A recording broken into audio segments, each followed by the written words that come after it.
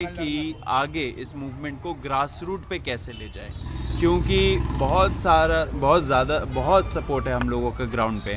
And हम लोग चाहते हैं कि जो लोग हमें सपोर्ट करते हैं उनके पास हम लोग जाए, उनके दुख दर्द पीड़ा हम लोग समझे एंड उनके लिए एक अच्छा, युवाओं के लिए एक अच्छा सा एजेंडा लाए हम लोग। तो उसी को स्ट्रैटेजी हम लोग प्लान करने के लिए हम लोग सारे यहाँ पे है।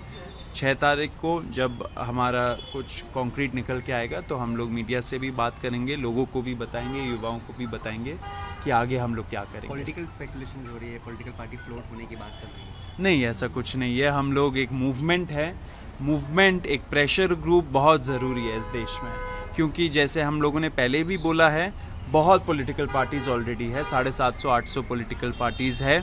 अगर लोगों के अंदर अभी भी दुख दर्द पीड़ा है तो इसका मतलब ये कि जवाब पॉलिटिकल पार्टी नहीं है, जवाब ग्रास रूट लेवल पे एक आंदोलन, एक अवेकनिंग की ज़रूरत है। एंड वही कॉकरोच जनता पार्टी का ये मूवमेंट कर रहा है। पूरी मूवमेंट सोशल मीडिया पे शुरू हुई। सोशल मीडिया पे जो जेनजीज है, एक्टिव है, उनकी यही मांग है कि ये पॉलिटिकल पार्टी होनी चाहिए। उनकी मांग को लेकर आप क्या कहेंगे? नहीं, हम लोग सारे मांगों को सुन रहे हैं, हम लोग लोगों से भी फीडबैक ले रहे हैं, लेकिन हमें जितना लगता है वो है कि इस टाइम पे पॉलिटिकल पार्टी की ज़रूरत नहीं है, एक जन आंदोलन की ज़रूरत है। सोनम वांगचुक का भी कोई रोल होगा इस कॉकरोच जनता पार्टी? देखिए, सब कुछ के बारे में हम लोग डिस्कशन करेंगे कल और परसों, तो थोड़ा सा रिक्वेस्ट है सबसे कि थोड़ा सा और वेट कर लीजिए, सब क्लैरिटी हम लोग 6 तारीख को देंगे। क्या सिर्फ स्टूडेंट से रिगार्डिंग ही मुद्दे होंगे या दूसरा? युवाओं के बारे में मुद्दे होंगे, उसमें स्टूडेंट्स भी आते हैं, उस पर यंग लोग भी आते हैं, एंड युवाओं के जो सपोर्टर्स भी हैं, उनके माँ बाप, उनके भी तो इतने सारे प्रॉब्लम्स हैं। तो सब के बारे में हम लोग सोचेंगे, एक स्ट्रैटेजी निकालेंगे एंड आगे कैसे इस मूवमेंट को लेके जाए उस चीज़ पे भी हम लोग सोचेंगे। साथ साथ ये भी सोचेंगे कि जुलाई 20 को जो बर्बरता हुई है युवाओं के साथ जंतर मंतर दिल्ली में, उसको हम कैसे आगे बढ़ाएं। वहाँ पे जो बर्बरता हुई है उसको, उसके अगेंस्ट हम लोग क्या करें। हम लोगों ने वचन लिया था कि जवाबदेही उसकी भी तय होनी चाहिए।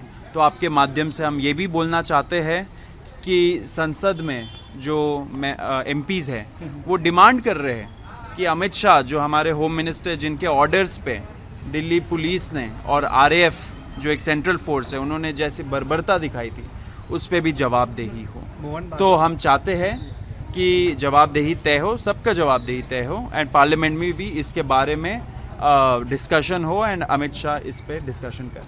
अभिजीत ने तो एक पॉइंट रख ही दिया है कि मोदी जी को अपना डिग्री दिखाना चाहिए, वो तो रेडी ही है अपना डिग्री दिखाने के लिए। वो बोल रहे फंडिंग, उनका स्कॉलरशिप, तो हम लोग ये भी मांग करते हैं कि पीएम केयर्स का ऑडिट हो जाए पिछले 3 साल का। जो prime ministers national relief fund है उसका भी ज़रा बता दीजिए, ब्यौरा दे दीजिए। बीजेपी को कहाँ से फंडिंग मिल रही है वो भी बता दीजिए, तो हम लोग भी बता देंगे। कागज़ उनको भी दिखाना पड़ेगा अगर हमसे भी कागज़ मांगा जा रहा है तो। एंड ये जो स्टोरीज़ चल रहे हैं बंगलों के, घर के, मतलब मैंने तो आज ट्वीट भी किया इसके बारे में, एक सीजेपी का special stand up comedy episode निकलना चाहिए, उस पर ये सारे जो स्टोरीज़ चल रहे हैं उसको इकट्ठा करके हम लोग एक कॉमेडी शो बनाएंगे। इतना कंटेंट दिया जा रहा है, कुछ नहीं चिपक रहा है, ये सारे बेतुकी बातें हैं। लोगों को रिक्वेस्ट करूंगा कि मज़े लीजिए, एंटरटेनमेंट की तरह देखिए इस चीज़ को। हम भी एंटरटेनमेंट लेके हंस रहे हैं इस आखिरी सवाल है कि हो गया अब तो एक लास्ट सर, कि जिस तरीके से छोटी छोटी बच्चियों को गालियाँ दी गई है तो उनके खिलाफ काफ़ी बातें की जा रही है, लेकिन पुलिस ने जब महिलाओं के साथ अभद्र व्यवहार किया है उसके ऊपर कोई नहीं बोल रहा है। हम बोलेंगे, बहुत जल्द हम लोग बोलेंगे, ऑलरेडी बोल भी रहे हैं। जो हमारे मीटिंग्स हो रहे हैं, जो सुप्रीम कोर्ट में केस भी चल रहा है, बहुत लोग अपने से भी गए हैं, हम लोग भी उस चीज़ को मॉनिटर कर रहे हैं। भूलेंगे नहीं, जुलाई 20 को जो बर्बरता हुई है वो कोई नहीं भूल रहा है। हम युवाओं के साथ डट के खड़े हैं, डे 1 से खड़े हैं, जुलाई 20 के पहले भी, जुलाई 20 के दिन भी एंड जुलाई 20 के बाद भी। से लेकर और जो नई जनरेशन के बच्चे हैं समझ गए हैं, अगर बीजेपी सरकार रहेगी तो हम लोग अनपढ़ रहेंगे इन्हीं के तरीके। ये स्कूल के पास शराब की दुकान खुलवा सकते हैं, लेकिन शिक्षा के अगर बोल दिया जाए सर हमारा बजट 10,000 का, प्लीज 5,000 में शिक्षा दे दीजिए बच्चों को, तो उसमें ये लोग नीचे नहीं हटेंगे। अगर पूछते हैं महिलाओं के लिए सुरक्षा प्रदान करवाइए, तो इनके ही सरकार के लोग महिलाओं का शोषण करते हैं। और सबसे बड़ा एक स्टेटमेंट आया था, सुप्रीम कोर्ट था ना, शायद हाई कोर्ट था, वहां के 2 जज बोल रहे बिहार और छत्तीसगढ़, वहां के लोग बोल रहे हैं कि महिलाओं का जीन्स उतारना, सलवार उतारना, शरीर को रौंदना अब रेप नहीं माना जाएगा। ये बताइए, लोग कहते थे कि हम लोग तो अशिक्षित लोग हैं, गलतियां हो जाती, पढ़ा लिखा इंसान हमेशा सही डिसीजन लेता है। ये है पढ़े लिखे इंसान। बीजेपी सरकार में आने के बाद जो भी जिस पोजीशन पे बैठा है वो भ्रष्टाचारी और रेपिस्ट से कम नहीं है।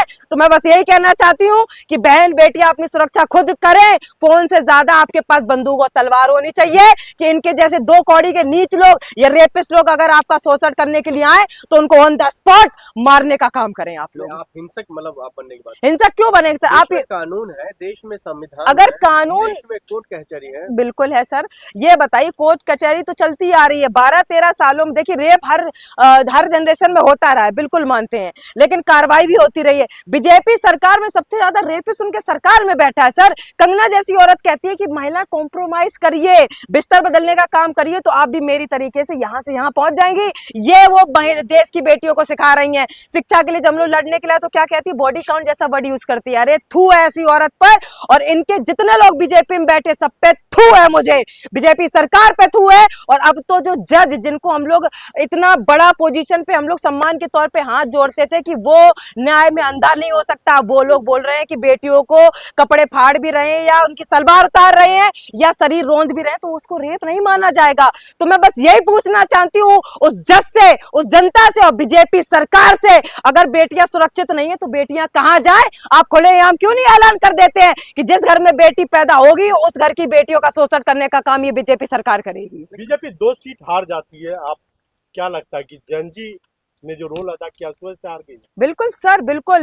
वो जो सीट हारी है बहुत अच्छा हुआ और देश की जनता ने दिखा दिया कि इनके अंदर जो ऐंठ था 30-35 साल से जो बीजेपी को वहां लोग बैठे थे, भगवान को नचाने का काम किया था, ये उसी का श्राप लगा है। अभी तो और देखते जाइए, राम मंदिर की जो चोरी की है, देखिए धीरे धीरे कैसे बीजेपी नीचे होती है और बच्चों पर लाठी चार्ज से लेकर AK-47 जैसी चीज चलवाएंगे। बच्चा समझ गया कि माता पिता अगर आप इसको सीट पे बैठा लेंगे, कल को ये घर में घुसकर हमारी बहन बेटियों के साथ रेप करने का काम करेंगे। बच्चा भी तो बहुत बदतमीज है, पीएम मोदी को गाली देता है। ठीक है सर, मान लेते हैं कि उन्होंने गाली दी होगी, 1% हो भी सकता है, लेकिन उसके पहले जो आप बच्चों को गालियां देते आए हैं, बच्चे गद्दार हैं, बच्चे किसी पंचर वाले की औलाद हैं, इनके संस्कार अच्छे नहीं हैं, गटर वाले हैं, ड्रग्स लेते हैं, नशा करते हैं, बॉडी काउंट जैसे शब्द यूज कर रहे हैं, उसके रिटर्न में अगर बच्चों ने आप ही से सीखी हुई भाषा में रेस्पॉन्स अगर कर दिया तो पीएम मोदी जो 75 साल के बुजुर्ग आदमी है वो रो देता है इंस्टाग्राम पे आके, 15-15, 12-12 साल के बच्चों से माफी मंगवा के कहता है मेरा 56 इंच का सीना बहुत चौड़े में घूम रहा हूं। अरे सर, आपके ऊपर तो दुनिया थूक रही है। जहां आप कहते हैं महिलाओं को पढ़ाइए, महिलाओं को सुरक्षा करिए, वहीं पे आप शिक्षा को रौंदने का काम करते हैं और महिलाओं के साथ उनका अत्याचार और उनका यौन शोषण का करने का काम बीजेपी सरकार करती है।